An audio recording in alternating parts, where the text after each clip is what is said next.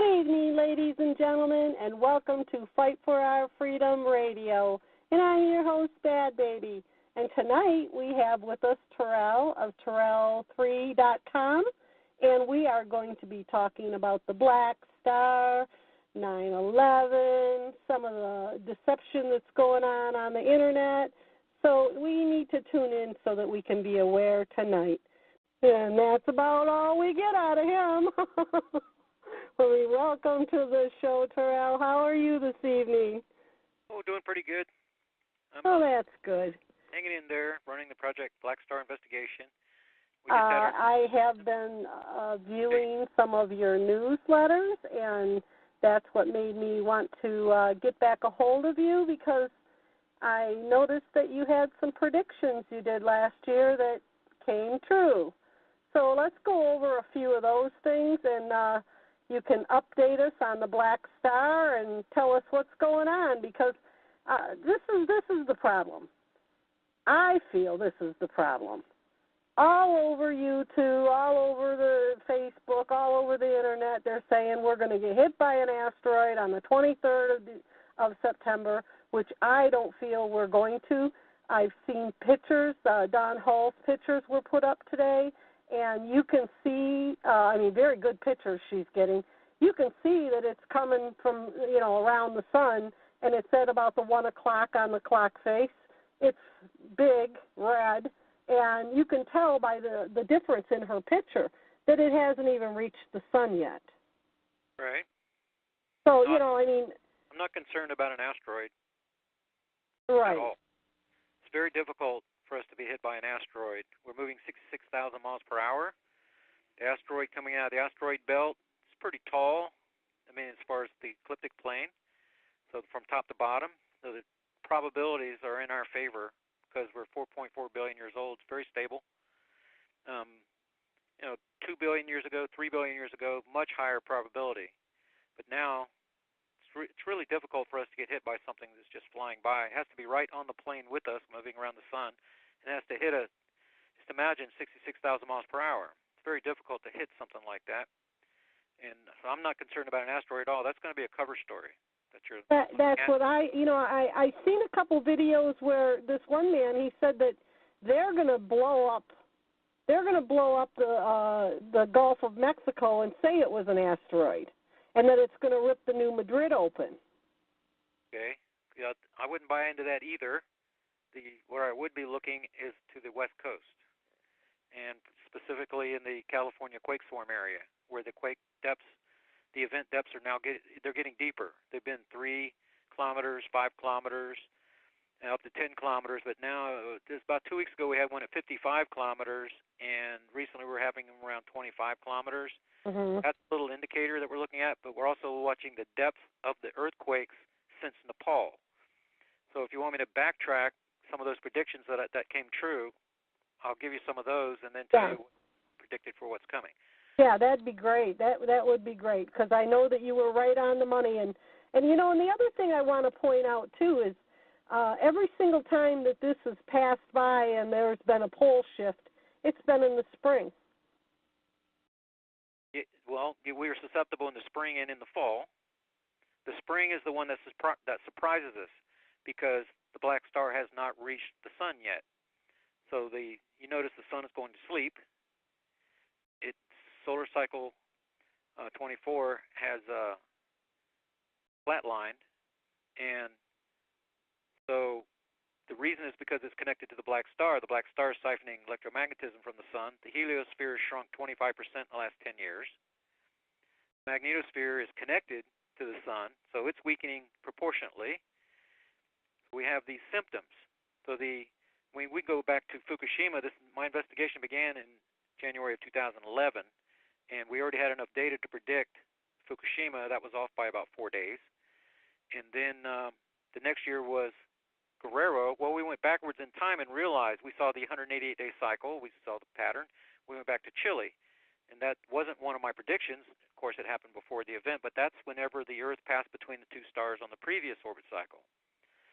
So from that data, then I could see the pattern and then predict Guerrero. Guerrero happened on March the 20th, 2012. My prediction was for the 22nd. So it was off just by a little bit.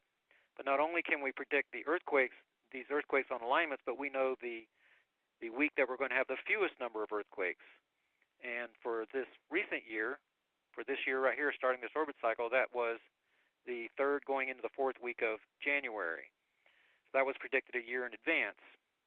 So the 2.5 to 4 magnitude earthquakes, that value goes as high as 500, goes over 500 for some weeks, but we predicted that it would be below 200, and it was at 100. At this year was at 180. So at the same time, back in 2011, the number was 146. The next year was 176. 167, then 176, and then this year it was 180. So it's bumping up a little bit each time, but it's still sub 200. And we only have maybe 5 weeks of the whole year that we have under 200 of these key indicator quakes. But we're able to predict the week that it's going to happen. The reason is because that's when we're at the 90-degree angle. When we're at there are 4 key places in our orbit that we have events. That's what I'm predicting. Those are the near side alignment when we pass between the 2 stars, on the back side alignment when we pass behind the sun relative to the black star, and then on either end of the orbit when we're at outside orbit position when we have the fewest number of the quakes. So those have been coming true for the last 5 years, actually. The recent prediction was for 2015, and I was a little bit lazy, and I said around May 1st, but it actually happened April the 25th. That was the Nepal quake, the 7.8. That's the first of my predicted quakes that was not a Pacific Ocean Ring of Fire event. But after that the event happened, a week later we had the Japan quake. That was also a 7.8, and it was 677 kilometers deep, record deep earthquake. There's never been one in recorded history that deep. And that started a chain of events. Actually goes back, it's a little bit complicated, goes back to February 6, 2013. That's whenever we had the Solomon Island earthquakes.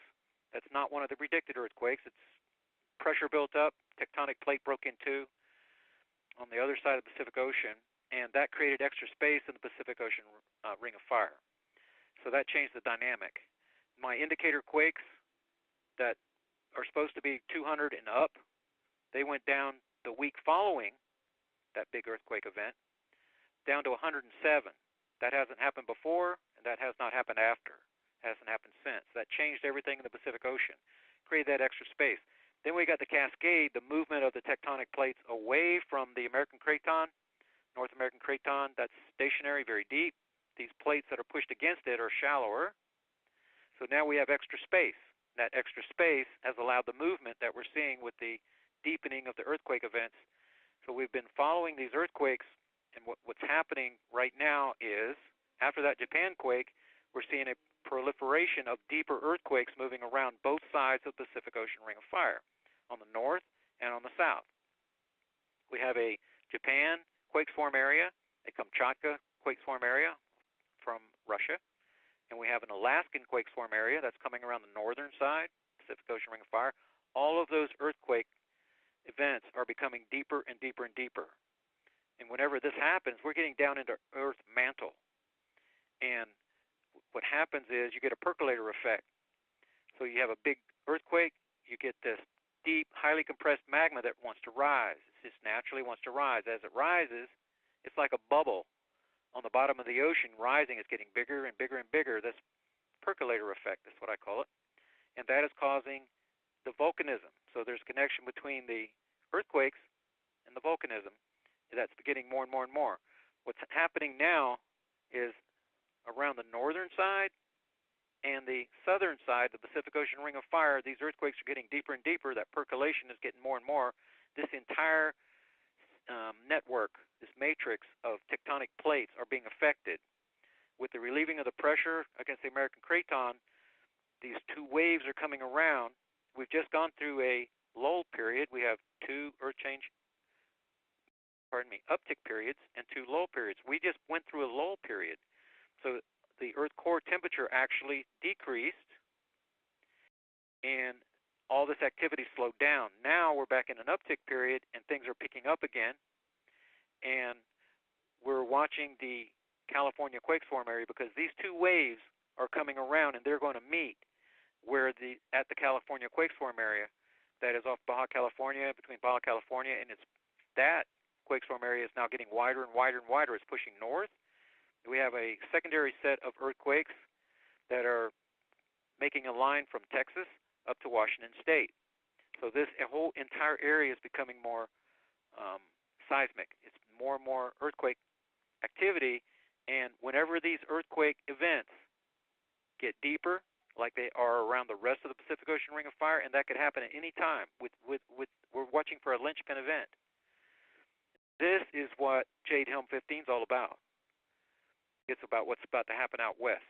So your Gulf of Mexico, the New Madrid will be affected later, after we have the problem is going to be Yellowstone. When you get those deeper earthquakes near enough to Yellowstone, that percolator effect is going to fill that magma chamber that's bigger even than they think it is. That pressure is going to cause a sudden rise in the entire area. There's adjacent calderas out there. All of the calderas and the magma chamber there is going to be affected, and we're going to have a gigantic event. So right now we're looking for the linchpin event that starts this new round of activity off the western coast of the United States, and this is the convergence of these two waves that are coming around. It's not just like a wave passing through. It passed through Kamchatka. It's passing through Alaska around the northern side. We're talking about two waves meeting together. We also recently had a 48-hour period where we had no earthquakes of significance, nothing above 2.5 in the California quake swarm area. So to me, this reminds me of a tsunami event where you have a big earthquake, and then you have, before you get the big wave, the tide goes out. Right. It's the calm before the storm. We're in the calm before the storm right now. And we had 2 days where the retreat of the subterranean magma, it retreated because it is being added to these waves. And these two waves are getting ready to slap hands together. And the scientists know it. NASA knows it. USGS know it. And that's what Jade Helm is all about. Like I said, these dominoes started falling back in February of 2013. If you Google Grim Report Russia, they're going to be talking about it. Grim Report Russia, they're talking about the magnetic anomaly. So the separation of these plates exposes more of Earth core. Even though it may seem minute, these plates opening up, the more of Earth core that shines through there can be picked up from space, and you see it affects the magnetic field. The scientists know, the Russians are warning us, the Americans are not warning us. And this is what the focus is out west. It's going to happen. It's going to happen in the California quake swarm area. Pretty darn sure about that. And I have a feeling that it's going to happen right on September the 23rd. Well, I did see a Japanese physicist on the Weather Channel one day, and he was saying anyone that lived west of Interstate 5, all the way from Southern California up to Washington State, if you lived west of Interstate 5, I'd move out, he said, if I was you. Absolutely. Big time warning, but there is no safe zone area west of the Rocky Mountain Ridge. There is no safe zone area because when Yellowstone fills and that highly compressed magma expands, when you get to the bottom of that magma chamber, even coming up, as every foot that magma rises, it gets bigger. It's going to be gigantic event that's going to happen out there. We've been spared so far. Big giant action has been happening on the other side of the Pacific Ocean Ring of Fire, partly because of Cascadia that is locked. So we have a locked plate off of the coast, the area between Canada and the United States. That area out there is locked, and the pressure is building up in Alaska. You can see the earthquake events getting deeper and deeper and deeper. The pressure is building. And when you have that linchpin event, and it could be like a 5.8, it could be something that's not that big.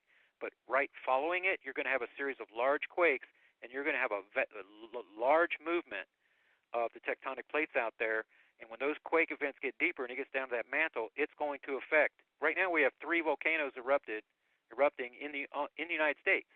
A lot of people don't realize that, but it's moving from Kamchatka through the island chains, the Aleutians, and the Chinese are right there. If you Google Dutch Sense on YouTube, he thinks the Chinese have something to do with this strange quake activity and the volcanism and stuff. But it's really the black star that is causing this, the heating up of our core, the breaking of that tectonic plate that I told you about. We have cracked, shattering tectonic plates happening over on the Asian side. That's creating the space for these plates to shift off the American craton. That's the story that you're not going to hear anywhere else, but that's what's happening. So now Jade Helm, they're all geared up, and I anticipate on the 23rd we're going to have a giant event. That's the same time that the French foreign minister said that we had 500 days. That was May 2014. We had 500 days before Earth changes. We're going to change everything, and the last day is September the 23rd, going into the 24th. So there's a lot of convergence. If you just go on the internet and Google September 23rd, the last time I saw this, it was March the 15th, 2011, with a pole shift and a lot of disinformation and stuff like that. So you're right on that there's a lot of disinformation out there about asteroids, about these different things that are going to happen. But I think what I'm just sharing with you right now is the real story of what's going on out there. It is going to be something that is seismic and volcanic, that it's going to, Obama's coming out about Earth changes. You're seeing more and more people talking about Earth changes. It's not just so they can tax you. And the warning that you were just talking about from the Japanese guy, that's very real. Yeah. He's going to say that it's going to happen at some time. Like James McCanney says, yeah, there's something coming. It's on the outer edges of the solar system. You're hearing, different reports like that it's way out there. No, it's really close. Well, I have been watching the Ring of Fire, and I noticed that they did have two 6.6 and a 6.9 up in the islands in Alaska, and then now today we had the 8.3 down there in Chile. So yeah, we're getting bigger, earthquakes, and I agree that they've been saying for years it's way overdue, but we didn't add into the factor that the black star is coming. See, that's right. So that's the thing that I'm bringing from my research that we need to add to what everybody else is saying. So also, we had the second largest recorded history earthquake that happened 50 years ago. And the planets were in the same position, very near the same position of where they're coming to on September 23rd. We have the stars, the planets, everything is coming together, and it looks like this convergence date that keeps popping up, September 23rd, is the day that the world's going to change. I think it's going to be added to by a false flag event. That's why all this preparation, Jade Hillman, anything, and everything like that. So do you think that Jade Helm is going to be a form of martial law to keep order, or are they going to rescue people? What is your theory on that? Well, what I believe is that they have trained now their people, is kind of multi-layered. The people that are participating in the war game exercises are not invited to the underground arc cities. That's the thing to realize. If you Google the Denver airport, if you look at the murals at the Denver airport, there is an underground city connected to that airport. This is where the Council on Foreign Relations, the New York branch, sent their people to set up a new headquarters in 1938. This is where the the CIA has sent their headquarters from Langley over to Denver. They're working with the Council on Foreign Relations working groups. They've been doing that for years. This is also part of continuity of government plan that was instituted during the 9/11 attacks with Bush, Cheney. With Cheney and Rumsfeld, they were wargaming since Gerald Ford. This has all been planned. 9/11 transitions right into Project Black Star, which we know from the Dakota Report. So we're seeing these things all coming together. These Jade Helm soldiers that are being trained to be sent right into harm's way. Because this is what the world leaders are doing. They have their select elite people that are going into the underground arc cities, and everybody else ain't going. So they have to have all these war games They have to have this chaos that Obama and the world governments have created over there in Syria, and all these mass migration of people, these refugees and all that. We've got the same thing over here. This is the plan. Chaos. And they're keeping us distracted so we don't see the black star coming. At some point, they're going to release a contagion. That's, if you go back to 2010, the H1N1 scare, that was the war game exercise. I think they already have, Terrell. They have said that there's a case of the bubonic plague that up here in Michigan. They've already got one case. And there's been articles spreading around that the military has mishandled some viruses. So they're kind of like putting it out there a little bit, you know. So you're getting a little leak. Right. The Earth changes. The Planet X movement. The Planet X movement is a lot like the 9/11 movement. It's being controlled by the lettered agencies. The James McCannies, a lot of the people that have no time to look at the science. I've tried to contact so many people to give them all the information, and they're not even willing to discuss it because they're running disinformation, desensitizing operations to keep you desensitized. You're like a frog in the warm water, and it's getting hotter, and they're trying to control the media, trying to keep you complacent. They're keeping you fluoridated. They're using the chemtrails to infect you with the nanotechnologies, and they're using that stuff. Inside that Denver airport, they have a real-world simulation. We've talked about it before on your shows. And they are taking input information from us, and they're feeding it to these real-world hosts that are inside this real-world simulation. But their goal is to reverse the flow so that artificial intelligence that's building this gigantic world inside, it's almost like a matrix. There's people inside. That's us. They're taking the stimulus from us, right down from our heartbeat, respiration, and everything. They're pumping it. That's what HARP is. I know I'm trying to connect a lot of dots here. HARP is space-based now. It's digital. And AI uses this HARP wave that's circulating around our planet to communicate to the nanobots that are inside your body. And taking the data and feeding it to these real-world hosts. So they have a stable, real-world environment in there of our planet, of our people, and then from that, artificial intelligence can create millions. He can just copy it over and then change one little thing to do his threat assessment, contingency planning, to eliminate threats. Anything that's going to threaten the underground Ark City has to be neutralized. And I've got a lot of experience, and my research group had over 300 people at one time. Now it's just a ragtag band of people working together and pretending we're not even friends because we know artificial intelligence is monitoring everything that we're saying. They do not need to microchip you or anything like that. They can hear you right through your vocal cords, right through the nanos that are inside your body. And they don't even need to monitor you. Artificial intelligence is doing that. No, I know what they can do, believe me. I believe every bit of that. So this stuff is all connected. And there is an event that's coming. It's going to be a false flag, I believe, but it's going to be connected just like Fukushima. They knew Fukushima was going to happen because of the alignment. They knew the Earth orientation at the moment. They knew the location. Whenever Chile happened the year before, the HARP arrays maintained by the Navy were around the perimeter. They were around the epicenter.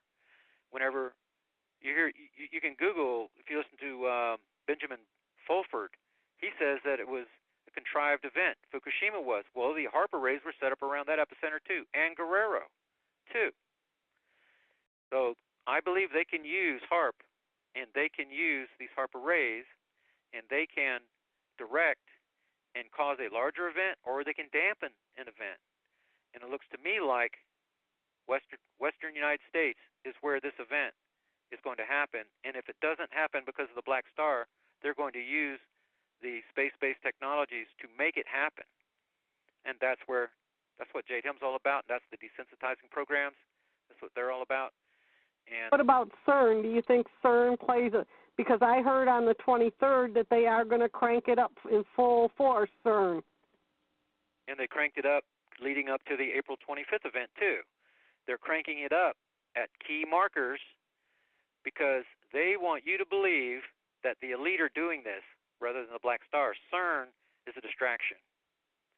CERN is kind of put together. It takes a long time, a lot of technology, a lot of great minds to make something like that work. That's not what they're doing over there. They're using it as a distraction. Notice every time they turn the darn thing on, they break a magnet, they blow a fuse, something goes wrong. They are nowhere near ready to start using this thing to open up portals and all this stuff you're hearing about. Now, at the end of the age, that's in 3,600 years, that technology will be perfected so that the bad guys that are inhabiting the earth can do what these guys are pretending to do, but they are nowhere near having that capability yet. I'm watching Suspicious Observers. I'm watching, what's his name, BP Earth Watch. BP Earth Watch is on to the CERN, but he's spreading the disinformation part, as if CERN can cause something to happen on the sun. That's impossible, absolutely impossible. But they want you to believe it's the black star that's causing the sun to go to sleep. It's not CERN. Strange activity on the sun is going to turn dark by the time the black star gets next to it. And if you go back, if you look at what Jesus Christ says in Matthew 24, he says the sun turns dark, the moon doesn't give forth its light, there are signs in the heavens, and the earthquakes and the volcanoes. It's very similar to what we're seeing today.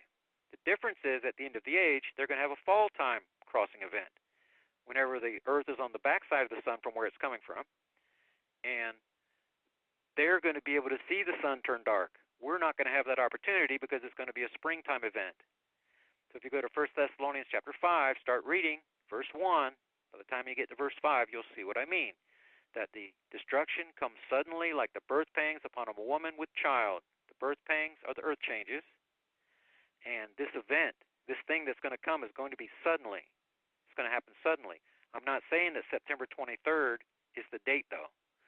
This is a different date. The date that the black star crosses Earth orbit path right now is projected to be May the 20th, 2016. What we're looking at now is a fail-safe date. This is the elite fail-safe date. This is when their plan goes into action so they can make their move to the underground arc cities. They eliminate their threats. The biggest threat to the elite are those working right beside them right now. These are the people in the lettered agencies, the CIA, the NSA, the people that are not going to the underground arc cities. Some of them are, some of them aren't. So it's a club thing, a secret handshake thing. Some of them know, some of them don't know. The members of our military, I'm from a military family, I can tell you. I have an uncle that's a colonel. My nephew is a recruiter for the Navy. My brother was in the Navy. And so I've got some connections that are in there, and they don't know what's going on. Well, I do know one thing. I've got a few friends that have some children that are in the service, and they have both came to visit me in the last few weeks and said that their children have been moved and put on high alert. Yeah, and they should. But it's very difficult for you to interpret information because you have real information that you need, and then you have so much disinformation out there. Yeah. Well, the one guy, he told me that his son's not allowed to go any farther than 25 miles from his post. So, something's going on if they're doing that to the, when you hear stuff like that from a regular, Joe guy that, you know something's up, I trust that more than I do what people post on the Internet. Okay. Yeah, I'm looking at guess number 9 there. It says, how much you want to bet, Terral, that your prediction will not happen? A lot of what I'm saying is happening. The near side, for example, April the 25th, it came a little bit early, but about the same time is whenever Kilauea was cresting. The magma levels were cresting, coming over the top. That's because we were the closest to the black star. And when we're the closest to it, the magnetic portal connection between this black star and the Earth is at its shortest. The Earth receives the highest amount of electromagnetism. That electromagnetism is being translated into heat energy through induction, through earth metals, causing the earth core to heat up. Right? So then when this event happened, and then we started moving to outside orbital position, making that 90-degree angle, magma levels went down. earthquake levels go down. Everything starts going down, and now it's starting to go up again. And if you look at the chart, my predictions are going to be right on. They're going to be. I'm not predicting every earthquake. Nobody can do that. But we see that there are two well-defined Earth change uptick periods. The first one happens when we're moving towards the black star in natural orbit around the sun, and then when we come into alignment, we start moving away from it. As long as the black star orbit velocity, our orbital velocity, 66,000 miles per hour, is superior to the inbound velocity of the black star, then we're going to continue having these lull periods, 2 each year, right? So the information that I'm sharing with you is some of it is science, some of it's geopolitical. So I'm looking at the information you're looking at too about September the 23rd. September 23rd was not even on my map until doing radio shows with Deacon John and Nighthawk, the owner of Revolution Radio, and they started bringing me more and more information, and then the lights started coming on. And then I realized that's the fail-safe date. We know that the black star originates to the right of Cancer. I've tracked it through Leo. It started in Leo in 2008, and it left Leo and started going into Virgo in 2012. And now it's moving into Libra. So we know where it came from to the right of Cancer, and we know where it's going to come around to be in perihelion. So the likelihood of us having a black star-related event in September is not very high, right? That was what was throwing me off. It's going to be in May when we cross the black star orbit path. That is the 1.6 million mile segment of space where Earth travels on May the 20th. We know that by drawing lines from where it's come from, and we know that the perihelion position is somewhere near Venus orbit. We know that. That's why Venus is screwed up. That's why it has a retrograde reverse rotation. Some people are asking, what is the black star? The black star is the collapsed binary twin to our sun. Billions of years ago, whenever this solar system was created, two primary main sequence stars were created. The sister to us was larger. It was the big sun, and it has a relationship with our star, our sun. They either orbit one another or they orbit a third point in space by definition of a binary twin. But the bigger stars burn out quicker. So in our history, in the history of this solar system, the largest star burned out first, and whenever it imploded, it went supernova and imploded, it created something. That something can be a white dwarf star, it can be a brown dwarf star, black dwarf star, neutron star, carbon star. There's a spectrum of things that it can be. It's similar to a lump of coal inside the Earth. If it's compressed enough for a long enough duration, it's going to become a diamond. If it's not compressed enough, it's going to be a lump of coal or something in between. You see what I mean? So exactly what we have here, I don't know what it is. Our solar system is not old enough to sustain a transitional black dwarf star. That's true. Now, I've had that thrown at me by physicists and stuff like that.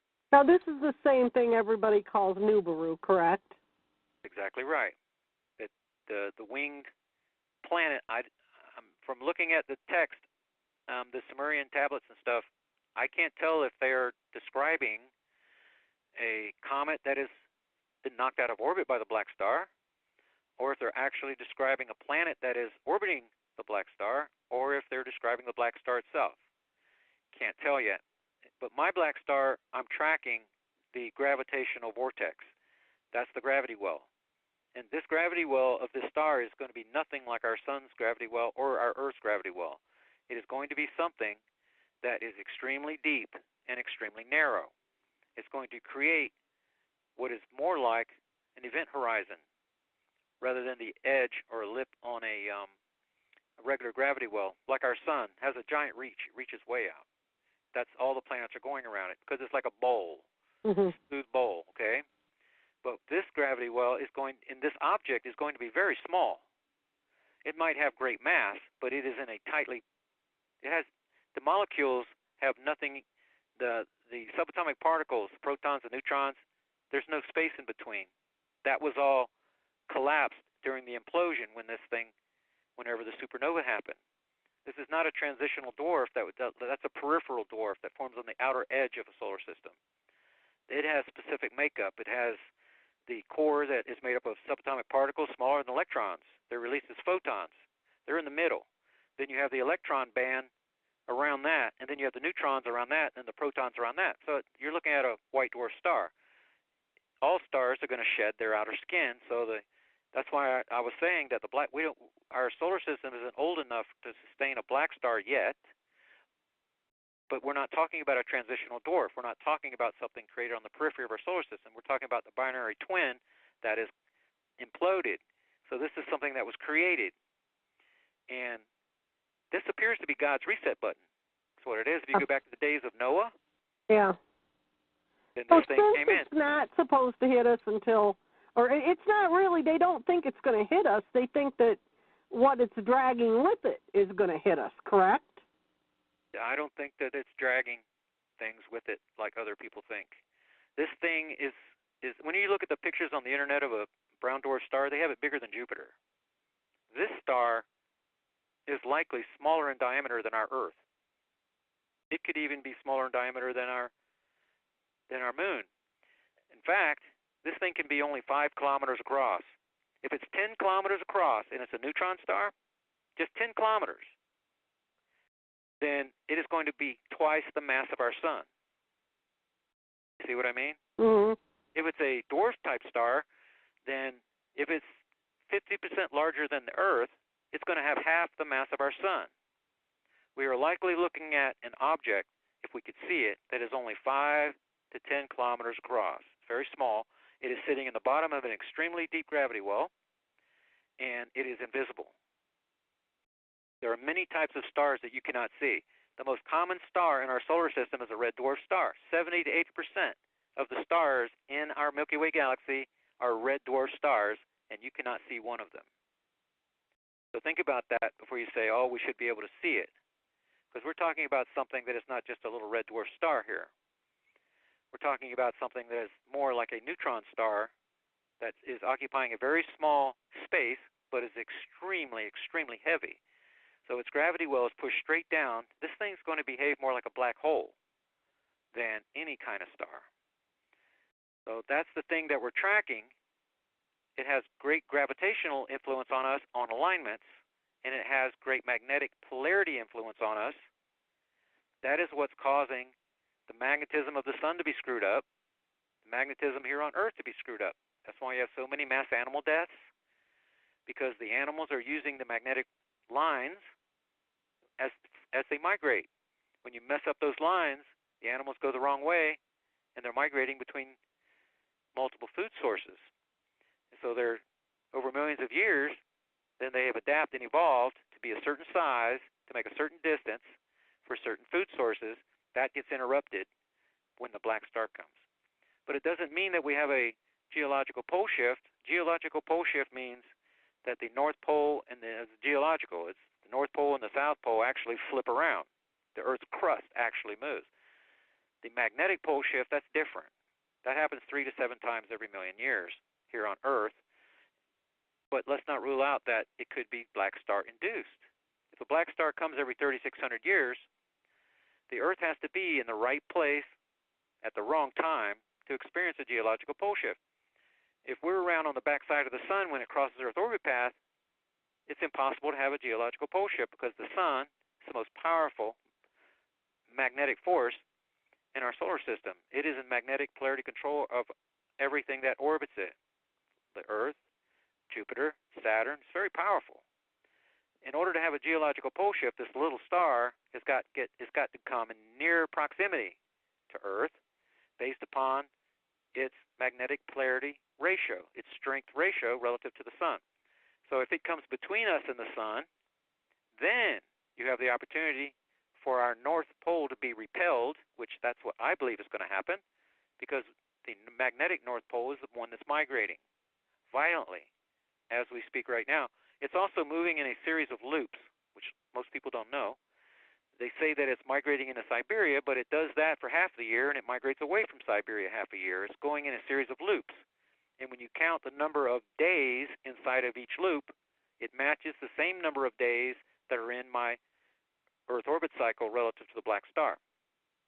That number is getting longer and longer, just like these loops are getting bigger and bigger, because it's the black star that's doing it. Right? So there's a lot of connections here. And if you want to hear the smoking gun, I haven't mentioned the smoking gun yet. No. Okay. Well, let's hear the smoking gun. This is the smoking gun evidence that there is a star that is near us that is affecting us. Okay? The biggest event that's happened, I should say series of events that's happened, in this investigation happened on March the 12th, 2012. March the 12th, 2012. Very important day. This is the day that the Earth magnetosphere, remember the magnetosphere is the bubble, it's a magnetic bubble that protects us from the solar wind. It surrounds our planet. It has two primary features, components. That's the bow shock that is always between the Earth and the Sun. It's compressed by the solar wind itself. Then the magnetotail, it's magnetopause, but just the tail is like a lady's hair blowing in the wind behind us. On March the 12th, 2012, the bow shock turned around and was on the dark side of our planet, facing the area of space between the Leo constellation and the Virgo constellation, exactly where my black star was. Not for an hour, for 28 hours. Okay? Here's the other part. Mars, the Earth, the Sun, the Earth, and Mars were in a straight line, Mars behind us, obviously, on March the 5th of that year. On March the 12th, the same day that I'm talking about here, big dust storm forms on the back side of Mars. And if you just Google Martian dust storm baffles scientist, March 12th, 2012, just Google it. You will see that they're baffled. The reason they're baffled is because the leading hypothesis of what causes these dust storms points at the Sun, which means they should always happen on the daytime side of Mars. This dust storm happened on the night side, and the scientists cannot tell you to this day why. But I know why. The same force that pushed through Earth's magnetosphere to turn it around is the same force, because Mars doesn't have a magnetosphere like we do.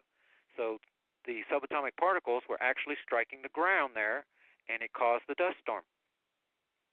But the reason, it's a little bit scientific, it's a little bit difficult to understand, but the Sun is connected to Jupiter, to Saturn, and Earth through a magnetic portal connection.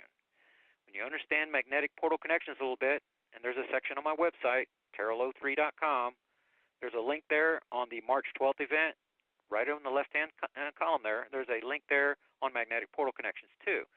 Magnetic portal connection is like a giant umbilical cord. It connects and disconnects. The one from the Sun to the Earth connects and disconnects every 8 minutes, which is the same amount of time it takes for the light to get from the Sun to the Earth. Connects and disconnects. The black star has a magnetic portal connection to the Sun, which is inconsequential whenever it's on the far end of its orbit and they're far, far away. The thing is, magnetic portal connections have two primary kinds of internal conduits. Like I said, it's a little bit complicated. Just follow me a little bit. On the inside, just imagine you're looking at a tree that's been sawed. You're looking at tree rings. On the inside, you have the red, the rich ring, on the inside. That is the internal conduits. These are the ones that conduct all the energy that's coming from the Sun to the Earth. This is the source of the power that powers our magnetosphere. So that's why I was saying the heliosphere weakens, our magnetosphere weakens too, right? But here's the deal. These magnetic portal connections also have passive conduits that are on the outside, like the outside part of the wider part of the tree, right? But as these two stars get closer together, the star-to-star magnetic portal connection disconnects and reconnects. A higher percentage of those internal conduits become activated with nearing proximity. That's the key. Now, as the black star is getting closer, that star-to-star magnetic portal connection is losing its insulation properties provided by the passive conduits.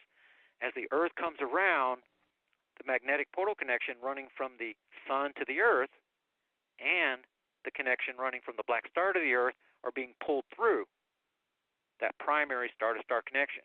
Therefore, with my prediction for April 25th for this earthquake, Nepal 7.8, then connected to that is the rash of X-class flares that happened directly afterwards, after we pulled that connection through, and they happened right on schedule, like they have in previous years, and only my investigation, only my project predicted those X-class flares.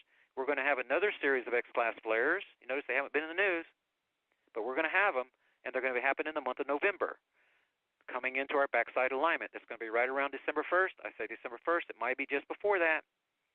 Okay? But anyway, that smoking gun evidence, you can call anybody you want, any astrophysicist, whoever you think is a reliable source, and ask them, what has the capability of turning Earth magnetosphere around for the bow shock to be on the dark side of our planet for 28 hours? Just ask them that question.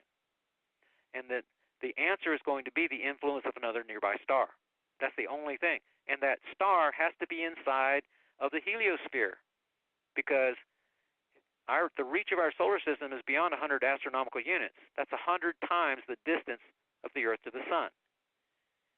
Okay? So the solar wind is pushing out that far.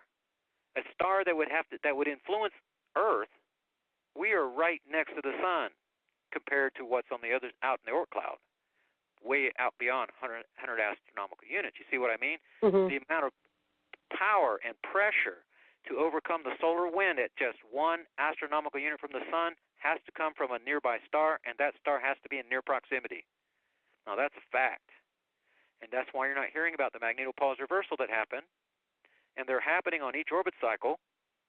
NASA was caught scrubbing the data, and we reassembled the data and found out what happened. But this phenomenon is happening every year, and NASA is scrubbing the data so that we can't see it on the surface. Okay, we got a few people that are in the chat, and they're bitching away because I'm not taking any questions. So I have a caller that he says he would like to ask you a question. Let me get him unmuted. Okay. Welcome to the call, Bruce. You have a question? Hello. Hi. Hi. Hi. I had a question. Terral? Yeah. Hi. Have you ever heard of the rectilineator experiment done in 1897 down in Naples Beach, Florida? No, sir. Right. Oh, well, a fellow named Ulysses Grant Morrow and Mr. Teed built a rectilineator square T, which ran 4 miles on the straight beach with a mean tide, and they found out that there was indeed a curvature on the Earth, and that's been suppressed information for 117 years. But anyways, the experiment indeed showed a curvature on the Earth, and I would recommend you look that up, the rectilineator experiment, because everything pseudoscience and Star Wars and all of these astronomical scientific figures have come up with is all, I call it pseudoscience, where they take information and feed it to, and it's just, it's a great deception going on. You know, there's a great deception, I'm sure. Okay, You're but quite about aware what? of that. Well, the curvature curvature of the Earth. Is this a flat Earth thing? No. The curvature isn't convex. They found that it was concave. That would mean that the entire heavens, the planets, the sun, the moon, are all in the Earth. Yeah, I'm having trouble following you. The problem is when a dust cloud forms and then the solar disk, you're going to get spinning spheres. They're going to be round. That's why. Yeah, it's round, all right, but it's round, and we're going around the same way. Prograde movement means we're moving. The Earth is very, very still. The heavens themselves, that sphere in the sky we call the heavens, that's the dark curtain that he stretched out. Trouble following that the also, scripture, because there are 24 time zones on our planet. 24,000 miles around. Earth's turning about 1,000 miles per hour. I know I'm in Florida, and I look up around noon. I see the sun straight up. And guess what? People in China do too. People on the West Coast do. Everybody does because we have time zones. Every 1,000 miles. The sun does go. The sun does travel around, and that's what the Bible teaches, that the sun is traveling around the center of the Milky Way galaxy, which is a giant black hole. Well, I put a all video. All the other stars in the Milky Way galaxy. It's a giant disk. Our solar system is the miniature of it. Yeah, if you take about 2 minutes, I posted a video that explains the concave Earth, the model of it, the cosmology. And I think it's going to fall flat. The flat earthers are out there. I mean, this is another one that's out there. It just doesn't, it's not going to ring my bell. It goes against everything we've been taught, I know. If you want to send your best links, I'm looking at it right now. But if you want to send your best links to Terral at Terral03.com, then I'll check her out. Yeah, because NASA, there's a guy from NASA who spent government money traveling down there trying to discredit it, and they really cover it up because that would mean that the sun is very close to us. It's not 93 million. All these figures they come up with is all lies. Right. Pseudoscience is like Star Wars. Yeah, I'm referred to by a lot of people as a pseudoscientist myself, but I use what works. The modeling that works is what I use. If it doesn't work, I throw it away, basically. And I see holes in what you're saying. Well, but I would like to send it to me. I'll look it over. We're just sitting on the radio right now. I put it on there, Terral. But I will say that there is one in control of all things. Absolutely. And in the scripture, in the scripture, his glory is to hide and conceal a matter, and it's the wisdom of the world is foolishness with him. Absolutely. And all things will be exposed, and it's really great. He's really great. He's really wonderful. 1 Corinthians 1, you're quoting there. Yeah, but that was in reference to the gospel. But I appreciate you bringing this to I haven't even looked at anything like this before. But in view of, I think you'll appreciate it. And I appreciate you taking the time. In view of what's about to happen out west, and what you're saying could really be a distraction. It's like CERN. It could be a distraction. It could become a rabbit hole that's going to trap somebody, and then you can't see the black star coming. So this is what we'll do. You be the guy, was it rectilineator? You be that guy. I'll be the black star guy. Rectilineator. Yeah. Okay. Sounds like you need a proctologist to understand it, kind of, but just to make a little joke. But that's okay. Yeah, I'm going to stay with the black star and the science that works for me. In other words, I can understand why we have 24 time zones. We're going around in a circle, and we're going around the sun. That's why we go through the same 24 or so comet. Well, that's not scriptural. But that's not scriptural, see, according to the Scripture. The Scripture. But every word of Scripture has to be interpreted. So when I interpret Scripture my way, there are no contradictions. None. Well, that took decades to do. If you go to Terral03.com, you'll see I wrote a book on it. I've gone there. I've been there. I thought all I was ever going to do was be a Bible guy. Then got into 9/11, and then I read the Dakota Report, and then I got into Project Black Star. Well, actually backwards. So this is where the Lord God has led me, and but I appreciate your comments. And now you put a little bug in my head, but it's going to be a pothole. It's not going to become a rabbit hole. No, that's fine. That's fine. Thank you so much, Bruce. And if you need to ask a question again, those that are new to my window, I do not unmute people. I just make them push *8 and raise your hand, and then I will unmute you again. Well, thank you. Thank you, dear. You have a blessed night. You too. Bye. Okay, we got one other person that would like to ask a question. Okay. See if I can get her unmuted. I see Cossack's in here. Okay. Welcome to the call, Arizona. You have a question? Yes, I have a question for Terrell. This is kind of where the rubber hits the road, kind of a question. I live in Tucson, Arizona, and I would like to know what the safest place for me to be would be in this part of the country. You're not in a safe zone. You're nowhere near a safe zone. I'm in Florida right now. I'm nowhere near a safe zone either. The safest place to be in the northern hemisphere is in the Ozarks of Arkansas. Absolutely the safest place to be. If you Google Terral, Terral, and safe zone map, you'll see my map there. It's like an 8-state area. The closest safe zone area to you is going to be in Texas, but on the western side, not too near the coast. Problem is, if you're going to use a larger strategy, you're going to want to belong to a survival group. Not only a survival group, you want to be in a survival group with a strong leader that has connections to other survival groups.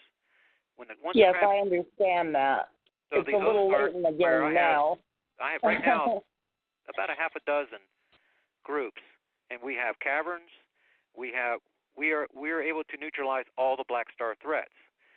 Whenever the magnetosphere collapses, what are you going to do?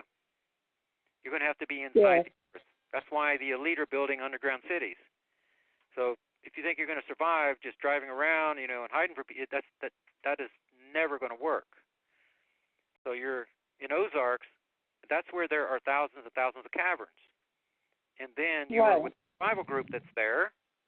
If you go to my website, you subscribe to my newsletter, then I can help you to hook up with another survival group now that has come with resources, and they want a cavern, and then, so I'm going to vet you, they're going to vet you, if that's really what you want to do, then we can make that possible. Problem is, out there out west, you have way too many calderas. You got the Yellowstone magma chamber.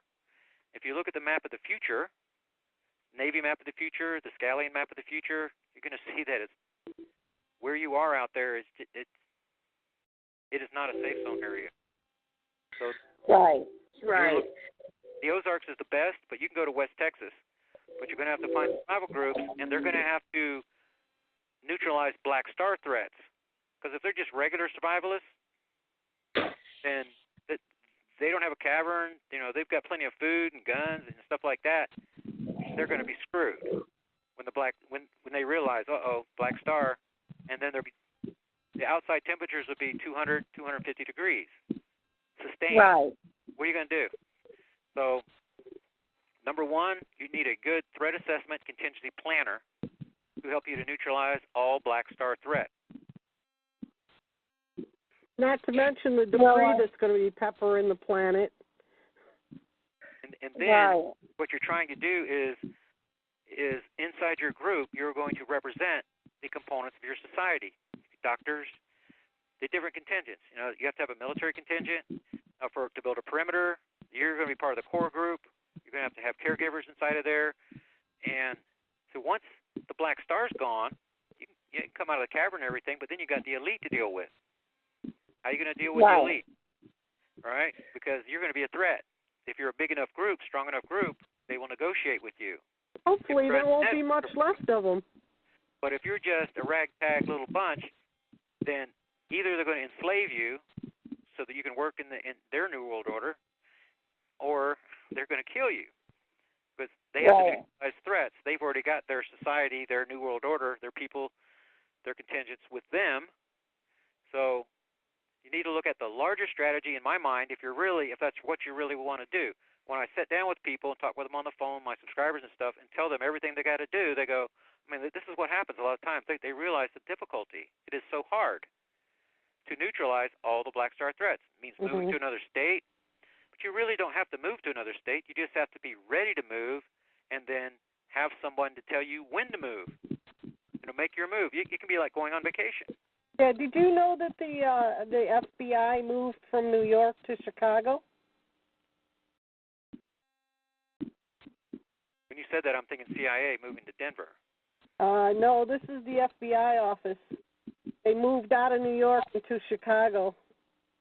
Yeah, Chicago Chicago's not a safe zone area either. The problem with the East Coast is there are too many nuclear power plants, about 200 of them. Downwind from a nuclear power plant, you're going to have Fukushima in your backyard amid all the earth changes. Right. That's why you want to move into the central part of the United States, because there's a stable plate in the center of the United States. The west is not stable. The east is not stable either. The east looks stable right now, but once the New Madrid goes, you have a fault system that runs on the eastern, all the way from North Carolina up to New England, on the eastern side of the Appalachian Ridge. And once the New Madrid goes, then that side of that mountain range is going to lean over towards the west, and then it's going to create the space for the fault to move, and then you got gigantic pressure. It's held together now like pushing your fists together, really, really hard. Can't move. But when you relax that pressure, then you're going to get that lateral movement. And what about in Michigan, Terrell? We aren't in good, because the Great Lakes are supposed to go down into the Gulf then, aren't they? That's right. You're going to have the liquefaction of the entire Mississippi River Basin. If you're stuck on the eastern side of the Mississippi River Basin, the nuclear power plant threat is going to kill you. You have to be west of the Mississippi River Basin. You have to watch out for the Missouri River Basin too. And then on the other side of the Rocky Mountain Ridge, you got Los Calderas, one breath of the pyroclastic flow. When that thing goes, the last time Yellowstone went, it killed animals on the other side of the earth because of the glassy nature of that magma that comes out of there. It's like powder, baby powder. And when you breathe one breath of it, it recrystallizes in your lungs. One breath will kill you. And you cannot put on a mask to stop it. It's going to clog your mask. You pull off the mask, you're dead. That's the way it works. So you have to be far enough south to avoid the pyroclastic flow, and you have to have an inside underground environment.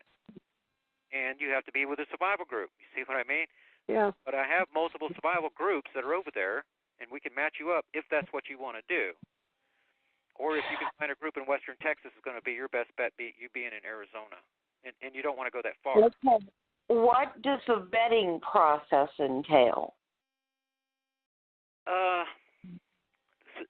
The survival is about making friends. It's about making friends and making lists of things that you're going to need.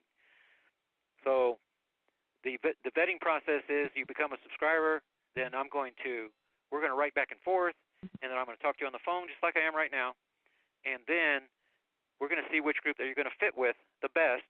I just have a gut feel about it. I've been doing this for I've been a hardcore survivalist for quite a long time.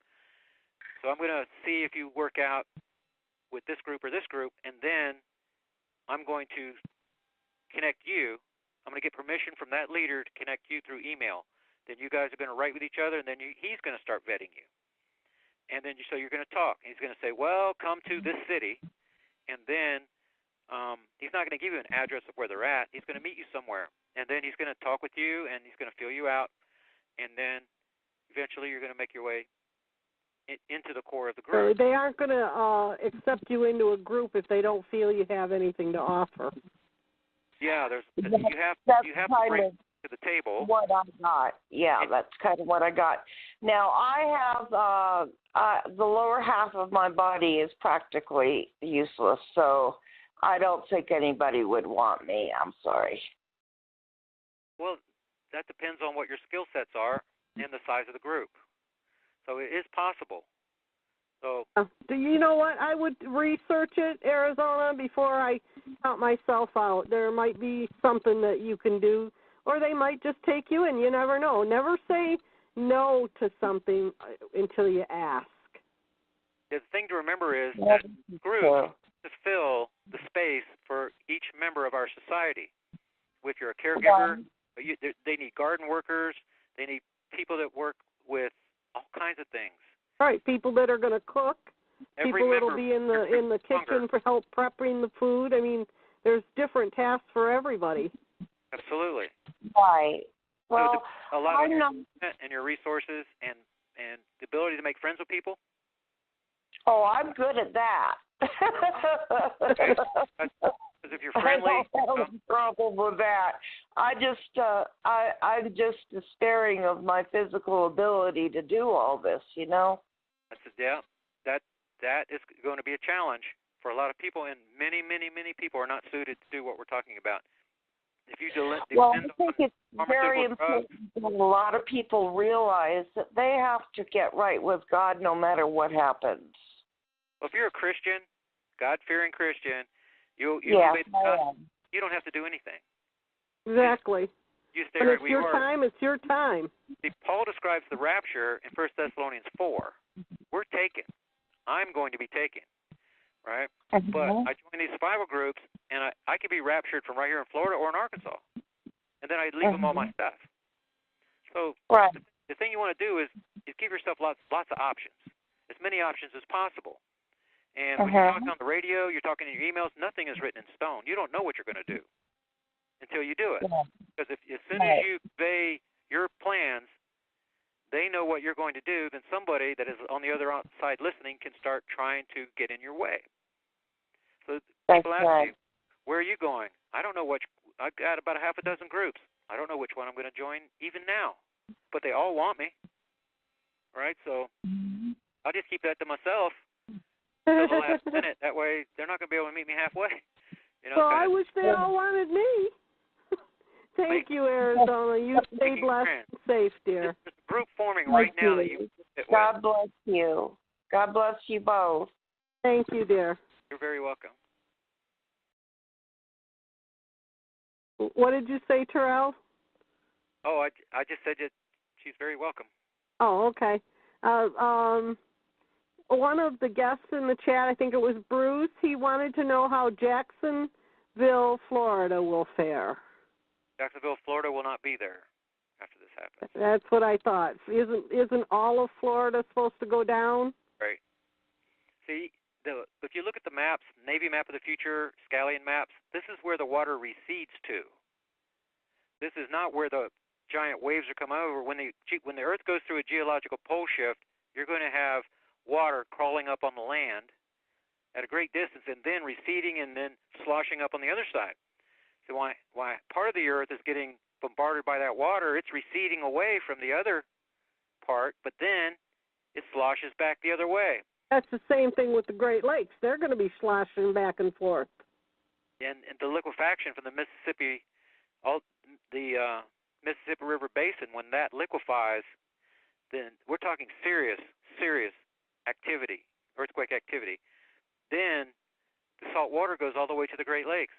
It cuts off the eastern coast. So if you're in the path of that, then you're in the wrong place at the wrong time. You need to be above 1,000 feet of elevation. The Navy says 650 feet. That's not high enough because the Mississippi River Basin is around 850. It's not high enough. You need to be over 1,000. My survival cave is about 1,200 feet. But then you don't want to be too high either. You don't want to be 5,000 feet above unless you're in a contained, pressurized environment, because as the magnetosphere weakens and it fails, the solar wind is going to start tearing down Earth's atmosphere. If you're too high, and especially if you're not acclimated already, if you don't live there now, you try to go up into the mountains to save yourself, you run out of air, right? 1,000 feet, 1,500 feet. If you're in Europe, you want to be on the Spain side of the Pyrenees Mountains, on the Spain side, not on the French side, the Spain side, because that giant caldera over there is going to pop too. If you look at the Scallion map of the future, you'll see that Northern Europe is not there. But Spain is there. That's a plateau that's 2,000 feet high. And it dips right in front of the Pyrenees Mountains down. You got areas there, 1,500 feet. That's optimum, 1,500 to 2,000 over there. The caves on the Spain side. That's where you want to be. That's the safest place in Europe. Over here, it's going to be the Ozarks. Now, Bruce wants to know, when is this event supposed to take place, according to Terral? Okay. What the science says right now is we're looking at May the 20th, 2016. That's the way it looks right now. We just got the outside orbit position right on time. We're going to pass behind the sun, and I'm going to see when we get our solar flares. There's going to be a rash of them, and then we're going to have a big Pacific Ocean Ring of Fire quake. It's going to be about a 7.5. The last year it happened on November the 15th. The year before that, it happened on October the 25th. So we're just following it right around. Now, if that event happens A little earlier, a little later, it changes everything. We're going to go to outside orbit position in the first week of February 2016. We're going to have about 185 of those indicator quakes. Now, if that's thrown off to my modeling, all this modeling that I've been doing the last 5 years is going to break down. It's going to stop working when the black star gets here. As long as it's some distance away and it's moving in a predictable fashion, then my modeling is going to continue working. But the modeling right now says May 20, 2016. But we're dealing with an object that is not a regular object, too. If you listen to some of the scientists, this one particular, this really old guy, can't think of remembers what his name is. According to him, Nibiru, Planet X, or Colobus, I think is what he's calling the destroyer, his binary twin only has 3 velocities. It only has 3. That's not normal. Every other object orbiting our sun has a perihelion position and an aphelion position. It has no constant velocity. It is going faster and faster and faster, reaching perihelion, and slower and slower and slower, reaching aphelion. That's normal. But this object is not normal. So it's possible that no one can predict this. And I know I'm dealing with an anomalous object, but so far, this is what the science says. It says May the 20th, 2016. Okay, you have another question. Jade Helm was supposed to happen this year.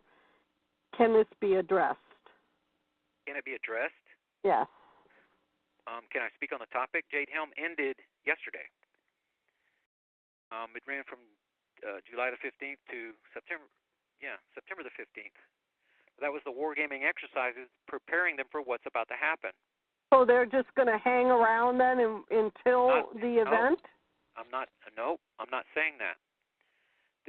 But let's just hold your horses and watch and see. I believe the whole world changes by the end of this month, and that's what they've been training for. Yeah, I think that they have something to do with what's going to go on in September. And I don't think that they used all the heavy artillery that they're going to use whenever this event actually happens. But now everybody's ready. Everybody's primed. They've set up their little infrastructure. Much of what they did was hidden. There was no way you could report about it. Much of it was at night, and much of it was hidden.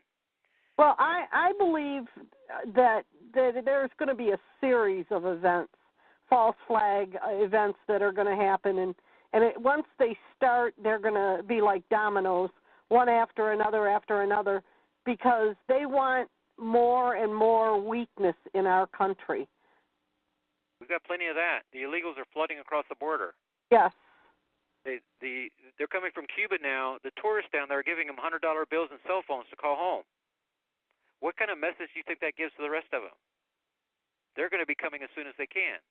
So it's happening in Europe from the Syrian conflict that, Bush and Obama are responsible for.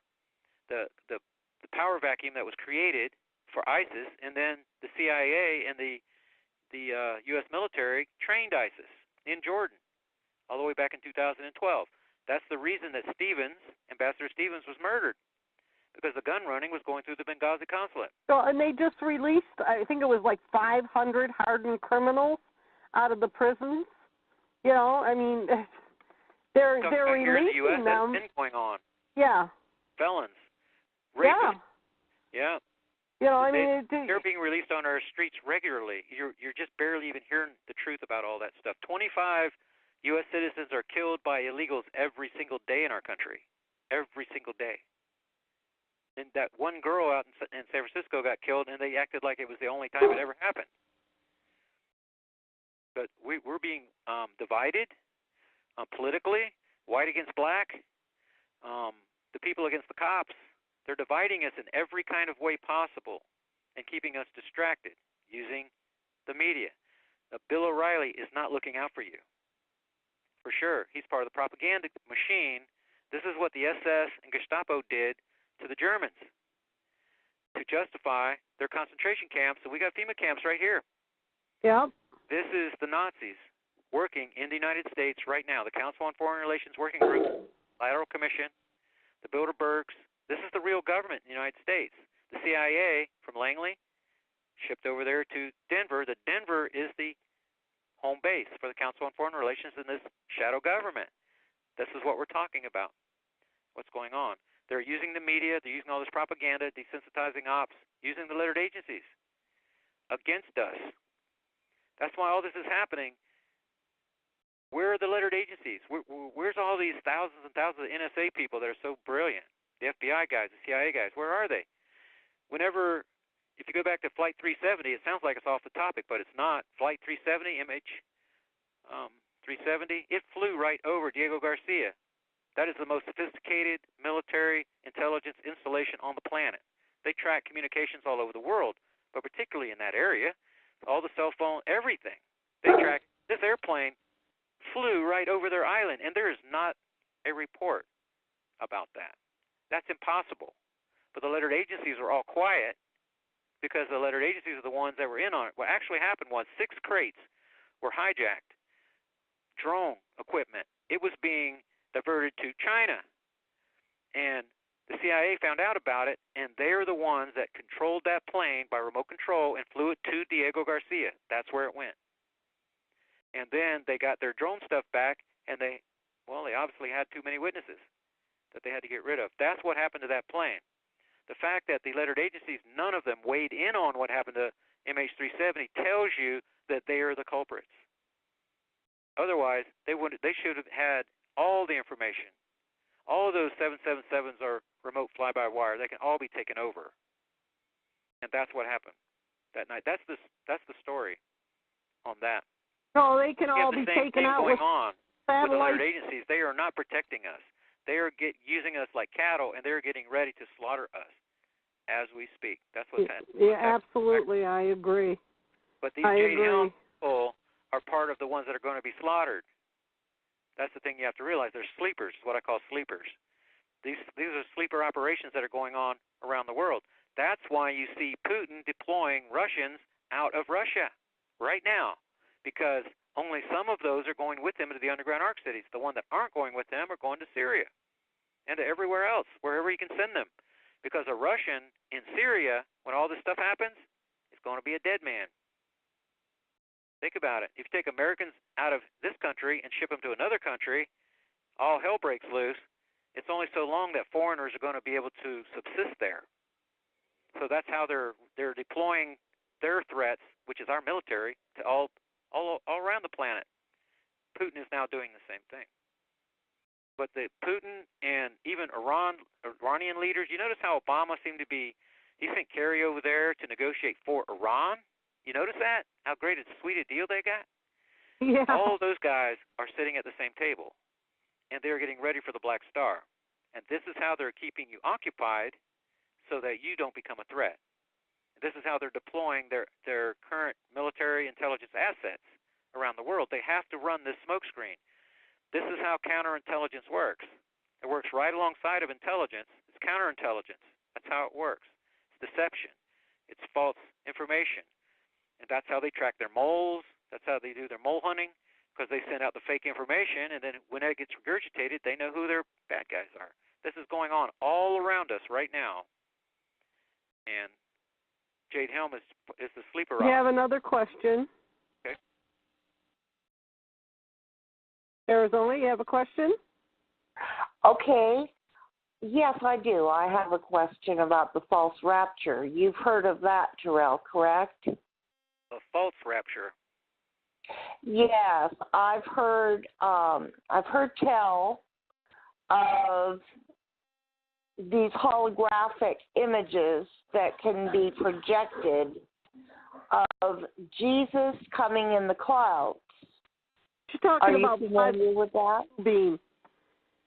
I've been hearing about it since 2011, and don't put a lot of stock in it. There's so many of the people that you're going to be able to deceive with a holographic image, in a particular place. But even if they did, what's going to be the upside for them? Right. They're going to get you out of the way by using a pathogen. They're going to use a contagion. That is going to happen because we know by the wargaming they've already done. But they have their binary weapon. It's going to be a triple recombinant. It is going to be multiple strains that are woven together, like the H1N1. Right? It was It was they call it the swine flu, but it was a swine, and it was an avian, and it was a human hybrid. It was created at Fort Detrick. They've already got that. The problem they had was breaking the 5 nanometer barrier. Now they've done that. So now they can tell artificial intelligence how to reassemble the amino acids around the protein in order to make the H1N1 a deadly weapon.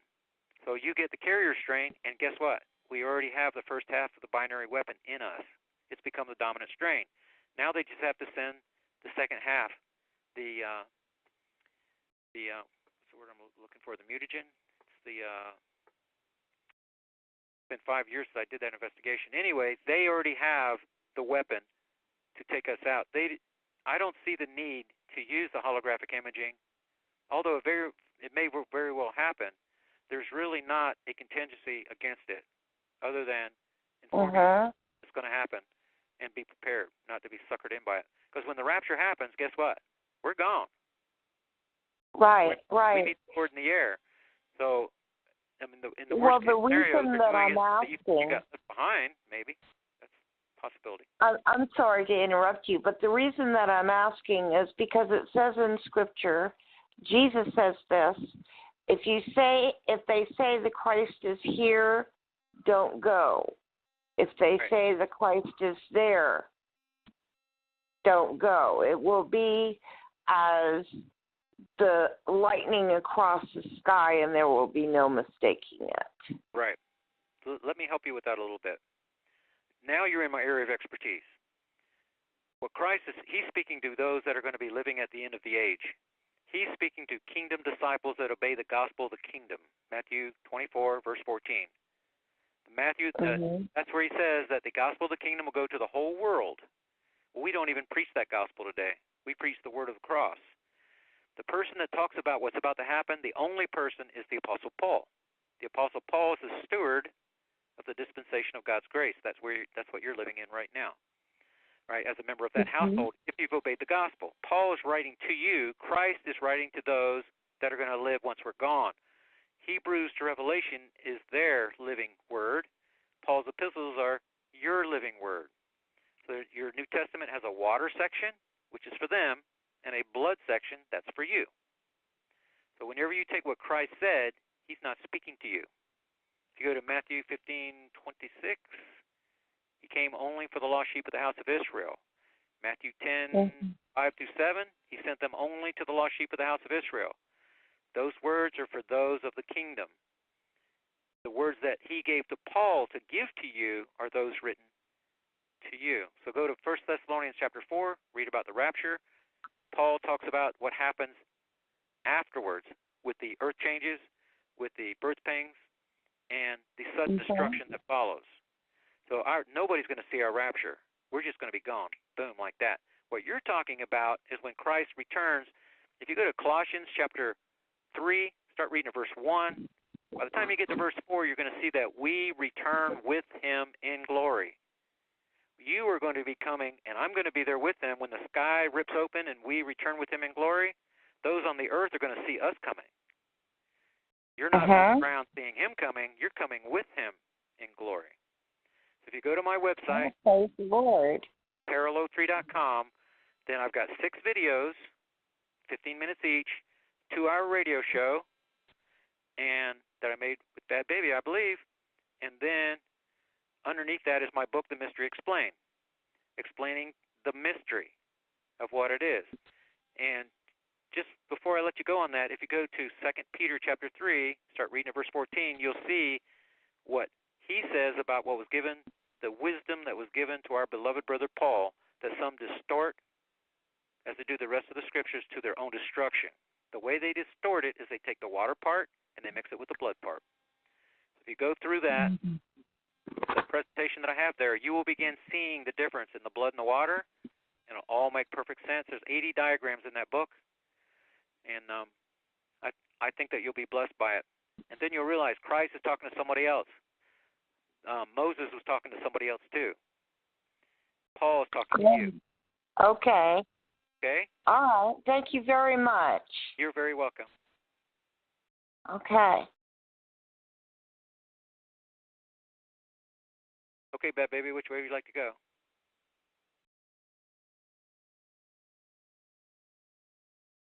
Testing. Testing. Badbaby, are you there? Or did you? Hello, I'm here. Okay. Sorry. I had to look at my phone to see if I was all if you hung me up. No, I had to mute real quick, and I forgot that I muted because the dog was barking again. Okay, we are coming up on the last half hour of the show. I really wanted to touch a little bit on 9/11 since we just went past the 9/11 anniversary date, and get a little bit of your take on why these criminals that have done this have gotten still away with this, and the hidden meanings. I've been hearing a lot of hidden meanings about 9/11, that it was the beginning of the end. Give me a little bit of your take on it. Okay. Yeah, that was kind of a wide sweep that you made right there. Yeah, I did. Well, okay. Yeah, see, that's the second part of Terral3.com. For those that don't know, the scripture section's at the bottom, 9/11's in the middle. That's 5-year investigation, and that there's another book that you guys can have for free. Just go to my website. It's right there. It's free. And that's called The 9/11 Truth, Exposing the Cheney-Rumsfeld Black Operation. And it's going to start off with the House of Rothschild and the money stuff, and it's going to evolve right down. And you're going to see that it's Cheney and Rumsfeld and Bush, the Joint Chiefs. I'm just naming. FBI Special Agent Chris Combs, key player, boot on the ground there at the Pentagon, and his buddy, his name was Chief Schwartz, who was third in command, and he was the one put in charge because he was already friends with the FBI guy. These are the people, the key figures that carried out these attacks. Everything in the New York theater was done to cover what they were about to do at the Pentagon. The reason that Bush and Rove stayed down there at the Sarasota Elementary School until 9/31/46 is whenever he turned from the podium, is because the Pentagon was attacked at 9/31/39. That's whenever the up in the Army section in the front, the people looking for the $2.3 trillion, they were killed by the first submunition bomblet. The Navy commanders, they were called from New York to provide air cover from their carriers after the second attack. Those commanders convened inside a concrete, it's like a vault, a strong room inside the Navy Command Center. It was just built and just finished on 9/11. That's where the Navy commanders convened, and they were murdered, taken out of the way, by the second submunition bomblet. It blew up exactly in the middle of that room. And then the third submunition bomblet poked through. It busted through the Wedge 1, Wedge 2 cross wall. It bounced against the rear wall, the C-ring wall, and then it exploded, killing 7 Defense Intelligence officers. All the people were taken out of the way that could solve this crime. That's why Bush had to stay inside of that that elementary school, until after that missile strike. The Pentagon was struck at 9/31/39 by a Hughes Raytheon hypersonic missile with 3 submunition bomblets. That's a fact. It was refitted onto an A-3 Skywarrior at Fort Collins Loveland Airport. They have the logbooks to prove it. They have the time change parts from the missile and from the A-3 Skywarrior. The FBI has all the evidence. But the FBI is part of the guys that ran the operation. Everything was run under the cover of the Global Guardian War Games and Tripod 2 War Games from New York. That was done by the Justice Department. And New York City, that's where Giuliani comes in. And that's why you don't hear about Dan Rather anymore, because FEMA showed up early. They were part of that Tripod 2 War Game, and they were ready to set up in the 23rd floor of World Trade Center 7. That's why that was built. $15 million was set up. And they were all ready, except for they were sent to Pier 92 the day before. So at the day after, whenever Giuliani, he was questioned by Dan Rather says, well, how'd you know to send them there a day early? Well, that's because Giuliani is in on it too, just like Silverstein and all these elites. They're in on it. So when you watch Fox News, you see Giuliani on there, you see Karl Rove on there, these experts, they're 9/11 murderers. And it's part of the smokescreen, the deception that's being carried out right before our eyes, And that's how, well, not your listeners, but Americans in general, we are really that stupid. Yeah, 90% of the people that watch mainstream TV, they believe that, this was done by Osama bin Laden. No.